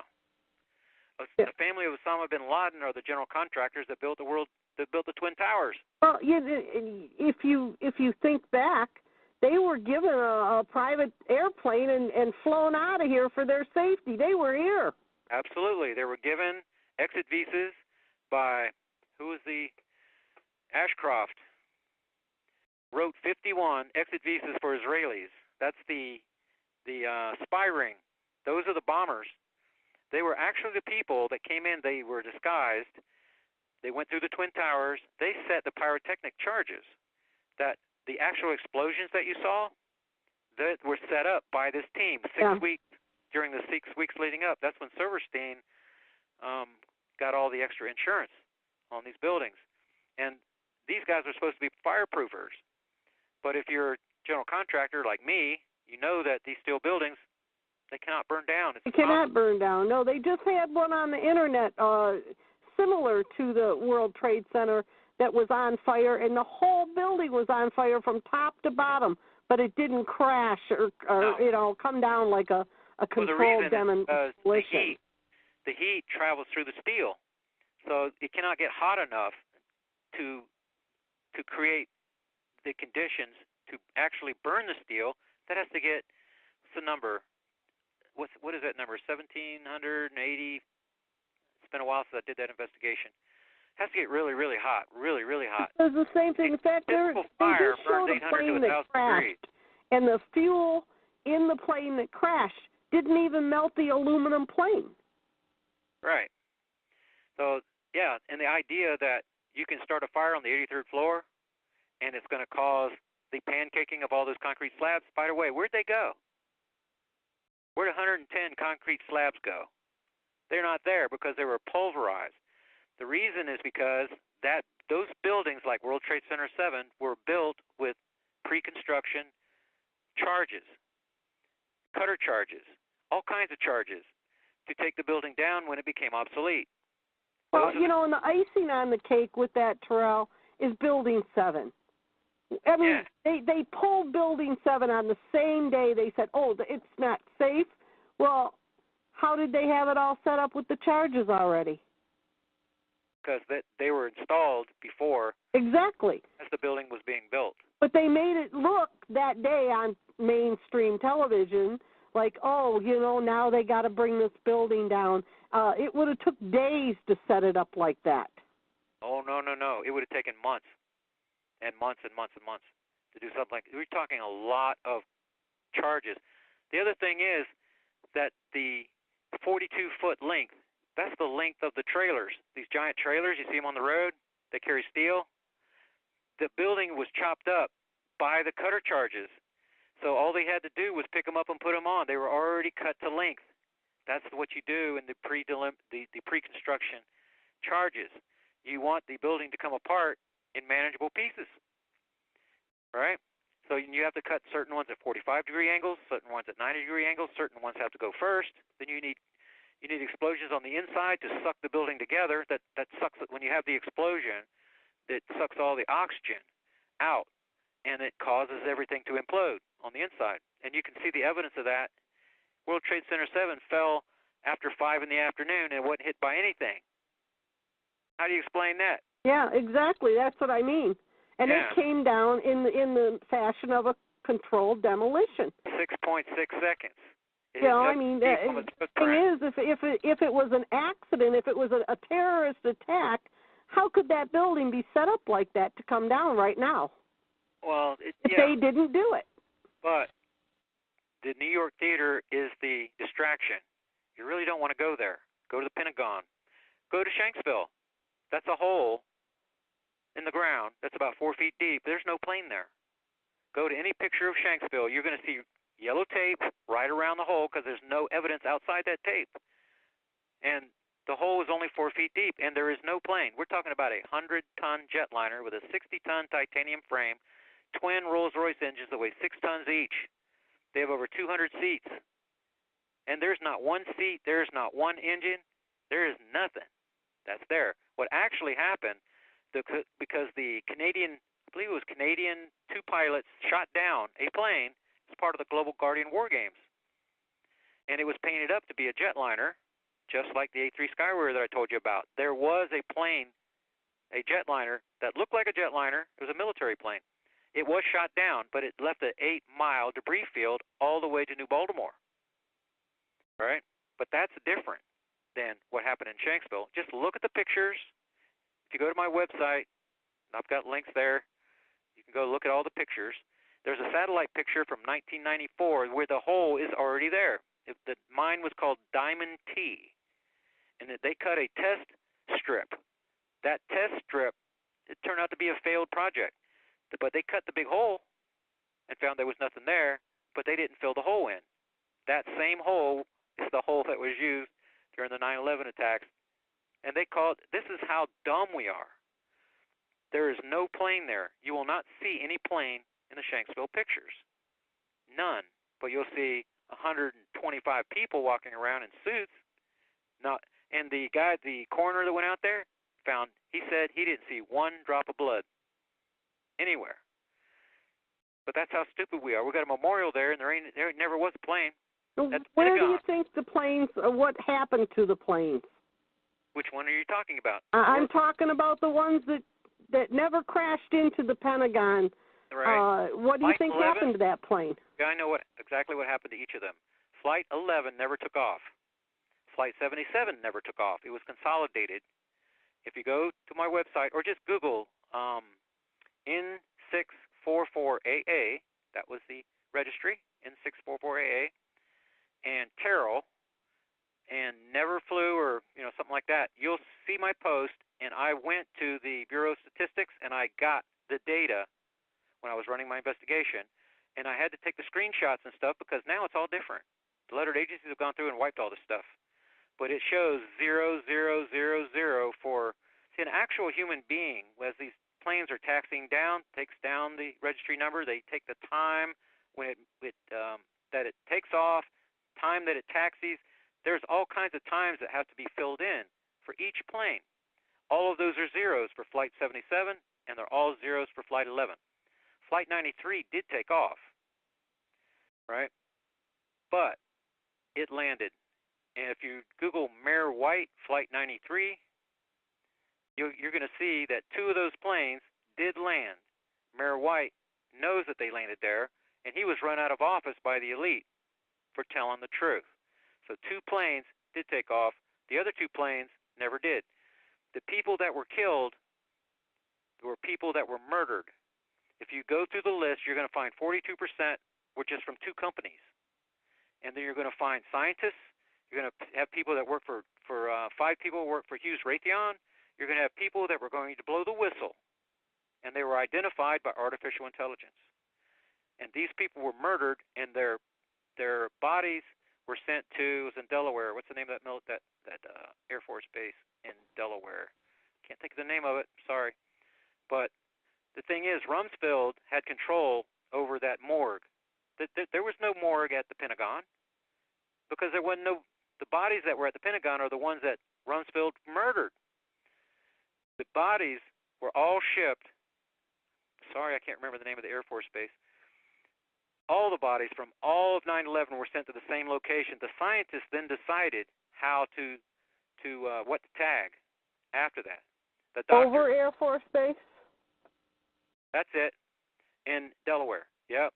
So that was the morgue, and all these victims that were murdered by Bush, Cheney, and Rumsfeld were all sent to the same place. And then they decided who was what on what plane and all that stuff. But it was 188 or 189, depending on which report you get, of people that were killed at the Pentagon. Guess which of the bodies that they had no DNA for? The terrorists. They had the DNA for everybody else. But if you Google, you're going to find that out of their 19 bearded Janus radicals, over half of them were found living afterwards. But I'm telling you, that's how stupid we are. Yeah, well, why is it that nobody's believing the truth? Boy, I thought writing this book and even the scripture book and everything was going to be stepping stones for me to do something great in this life. But people don't believe me. I know.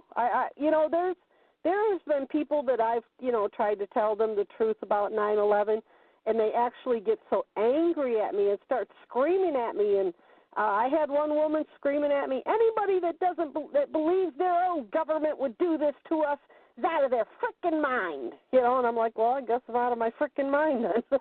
Well, here's the answer. It took a long time to realize this. And the truth of 2 Thessalonians chapter 2, start at verse 7, is what's in play here. It's the mystery of iniquity. It is the deluding influence that forces people to believe what is false all the days of their life. You cannot help them because they are deluded by the will of God. That deluding influence is sent by God. God sends it. That's what the scriptures say. God sends the deluding influence. And if they're deluded by God, there is nothing you can do to help them. Nothing. They're going to be, they are the ones that are deserving of destruction. If you go back to Matthew 7, start at verse 13, then he's going to say that the way to the path to life, the narrow gate, is for the few. The many are on the road to destruction. So here we are, members of the few, and I can tell you from newsletter subscriptions, I haven't had one in a while. Very, very few people can see what the truth of what I'm trying to share with them. Very few, very, very few. Most of the people that we're rubbing shoulders with every day deserve what's coming, and it is destruction is what's coming. And it's going to happen suddenly, like the birth pangs upon a woman with a child. I know that. So everything I learned from 9/11, everything I'm learning from Project Black Star is proving that my scripture work, they're all the same thing. They're absolutely all the same thing. So that mystery of iniquity is not just about the truth of Scripture. It's about what's happening in our environment right now, all around us, planes that do not even exist. If you look at the videos of the Pentagon for 45 minutes after the original attack, the E-ring wall is still standing. There is no way that it was hit by a 100-ton jetliner going 530 miles an hour. That's what the 9/11 Commission report says, 530. If that really happened, that 60-ton titanium frame and those, especially those engines, they would have rolled for more than a mile. And yet, the E-ring wall is standing there perfectly. There's pictures of the Navy people and the Army people standing out front, firefighters, they're out there. The wall's still standing there. Yeah. It didn't there's no wings, there's no tail, there's no debris. There's nothing. Yeah, it's so obvious when you look at the picture that it was a missile. The missile struck first. The A-3 Skywarrior was thrown off track by the bow shockwave of the missile. That's what happened. I interviewed the taxi driver, Lloyd England, the guy he was the last guy let onto Route 27 right there, right? And so he told me on the phone exactly what happened. This is exactly what happened. He was the last one left in. They closed the barricades right behind him. He was going southbound on Route 27. He was getting ready to go over the overpass, and then out of his right, he saw a plane. It was loud. And then, all of a sudden, light pole. There was 5 light poles that were knocked down. Light pole number 1, the top part of it, the part that holds the light, was knocked off, and the shaft of the pole went right into his windshield. He turned his wheels to the right. He got out of his car. The northbound lane was backed up like a parking lot. Nobody could move. It was just stand still. There were no cars on his side because they had blocked it off because the president was supposed to come back to the Pentagon. They had to barricade it off. So this kid in a white van across the barricade, dividing the lanes, jumps. He's just sitting there, and he sees this 69-year-old taxi driver wrestling with his pole. So he jumps over the wall, and he's helping him. So they're he hadn't even scratched his hood yet. It's shish kebab like a javelin, right into his hood, right into the back seat. They're wrestling with this aluminum pole, and they finally get it out, and they're getting ready to set it down. And then behind them, they hear this loud noise, and then the explosion happened at the Pentagon. That's when the fire started. There was no fire before that. He said there was a little hole and black smoke coming out of it. And if you Google Terry Cohen, she's one of the most important people in this investigation. She's a higher up. She is a hard hat lady. She's out there in one of those construction trailers. She's the boss. They sat down at a meeting at 9:30. They had just sat down. Then all of a sudden they hear a big boom and the ceiling tiles fall out of the floor. Out of the ceiling. They put on their hats. They run to the hole. They are there in seconds. There's no fire. No fire. They could only see black smoke. That's all they could see. And they stood there for a minute or two. They couldn't believe what was happening. They couldn't see what it was, but then they ran away out a gate. That's what she says. They ran out the gate. And Lloyd was out there messing with that light pole. But whenever that fire started, it was 400 feet long. That only happened at 9:36:27. You see?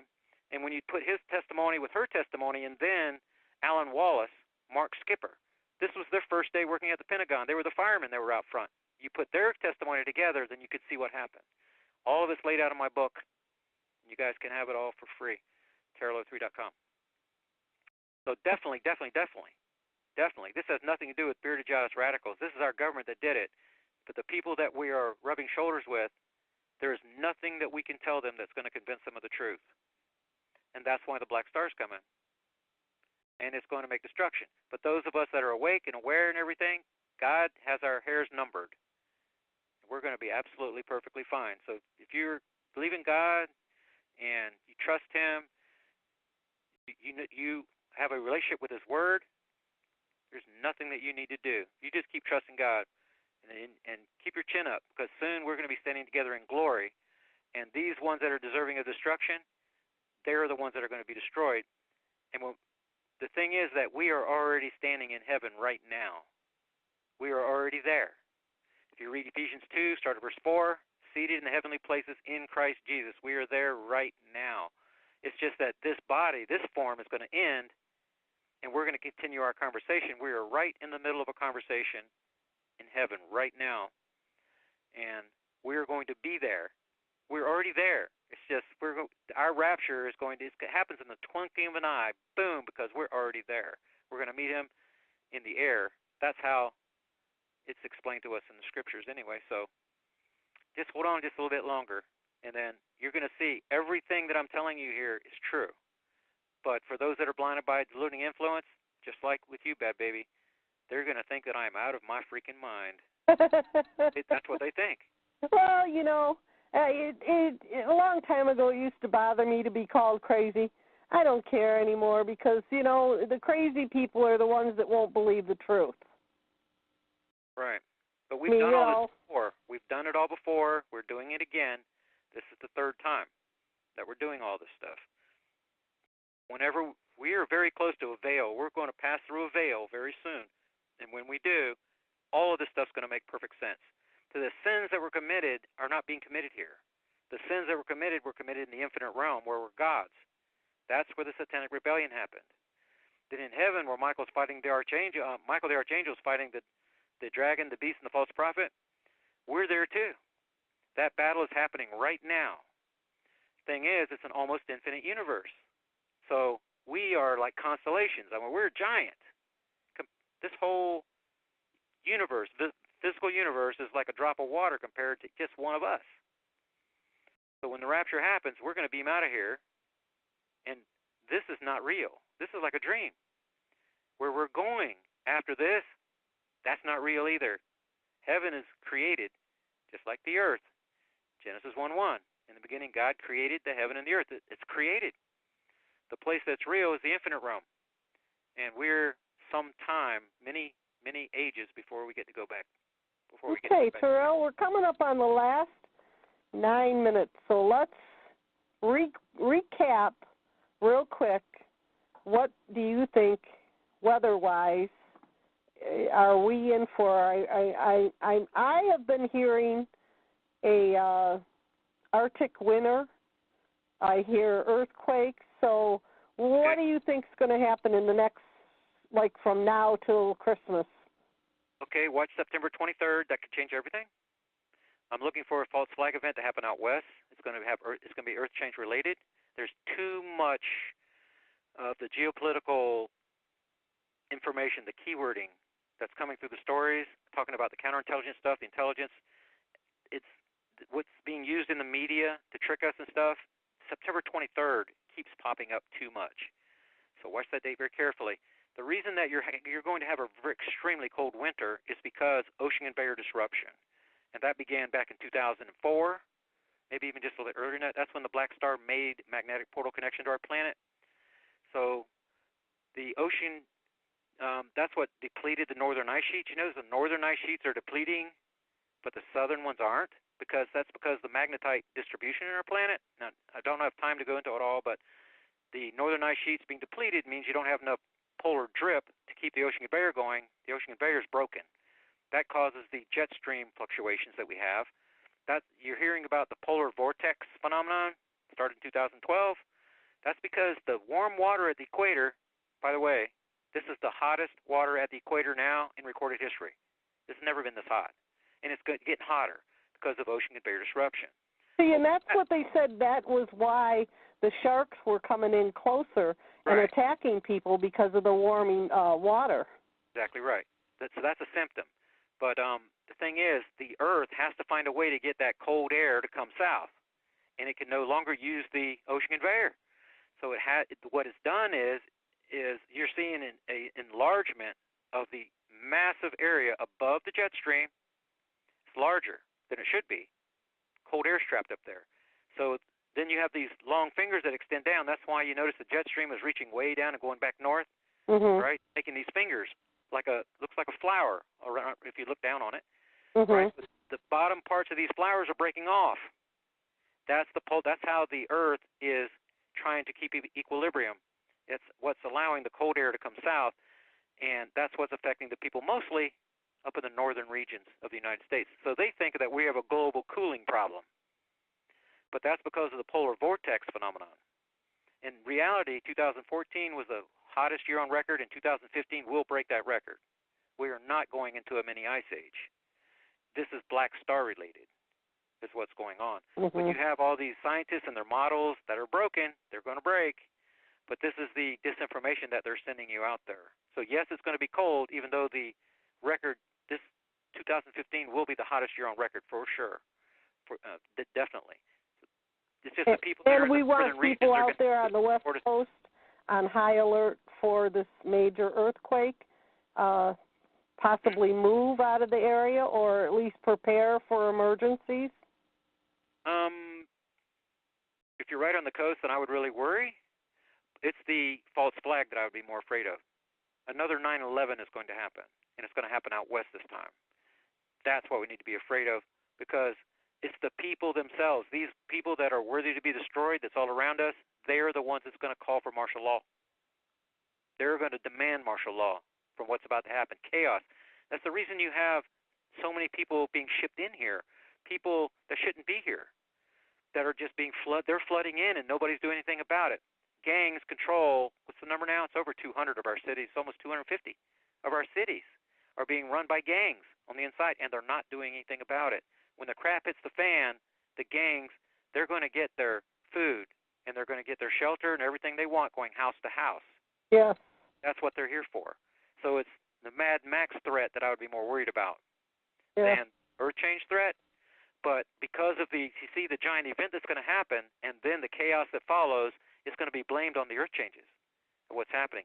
But we are being set up for that fall. The dominoes are being stacked up right now with all these illegals that are in the country. I hate to tell you, but there's more than 30 million, between 30 and 50 million illegals in the United States right now. They say there's 11 million. They've been saying the same number, right? Yeah. They're lying to you about the unemployment numbers. They're lying to you about our real debt. It's over $200 trillion. They're lying to you about everything. But they just have to keep lying until the Black Star gets here. Good thing they aren't like Pinocchio and we can't see their nose grow. I can see it. Yeah, a lot of people can't. Sure, but probably 99% of the people that don't believe a word I'm saying. They think I'm nuts, like they think you're nuts. Oh, well, Keep watching, and these things are going to happen. They may not be just exactly on the time frame that I'm talking about, but they are going to happen. And like I said, if you're a Christian, God-fearing Christian, then there's nothing for you to do. But if you're not, chances are you're counted among those about to be destroyed. And it's not looking good. And the best way to be able to be aware of it and be prepared for it. Because when you're unaware and you're unprepared, then you're a sitting duck. That's right. I recommend survival group and, give yourself the most options. So me, I'm a Christian. I'm going to be raptured, I know that, but I'm also a hardcore survivalist, and I have friends. I moved to Arkansas and made friends there with cavern owners for 2 years and worked there on their land, nursing their chickens, raising their tomatoes. I showed them how to stop the scale from killing their tomatoes. Now they get 4 times the crop that they used to get. That's what I'm saying. They like me. They know I'm smart. I've got the technology and stuff like that. All of them want me to be a member of their group. That's how you are going to survive, by being a good asset to a group. Well, hopefully you plan on getting out of Florida soon, dear. Or just plan to be raptured. I have to admit, things kind of changed when my mother died, and I'm 57 now. And so I'm looking at it a little differently than I was when this investigation started. I became a hardcore survivalist in my 40s. Now I'm pushing 60. So, like your caller that called earlier, then I'm very fit. Don't get me wrong, real strong and fit and everything. But I just like to leave. I'm not going to put any of my cards on the table. Nobody knows what I'm going to do. Yeah. That's your best. Keep it vague, and I don't know if I'm going to go or not. Kind of thing. I think it's the smartest way to be. Well, I have been singing that song, darling. You got to let me know. Should I stay or should I go? There you that's go. how I feel. I have not a clue what I'm going to do. And and it's weird because of my stalkers. They're watching me like a hawk. Even if you go, sing it on the way. Right? I guess. Okay, well, we are coming up on the end of the show. I want to thank you so much, Terral. And I'm going to close out with a couple of different things tonight. I have a little bit of a skit about our flag, and then I'm going to have a small bumper song. But I just want to show how much our country has changed. And again, I want to thank you, Terral. Hopefully we'll have you back. Okay, thank you very much for having me. Terral03.com, that's where you can get all the information. Yes, and you have those free books that we can get there, too. Right. If you want me to be your threat assessment guy, you want to subscribe to my newsletters and stuff, that's $25 per year, which is extremely cheap for the services that I provide. But it helps me to keep the Internet connection going, and I appreciate your support very, very much. Thank you, Terral. God bless you for all your work. Thank you very much, and I'll see you next time. I'll talk to you later. Bye-bye.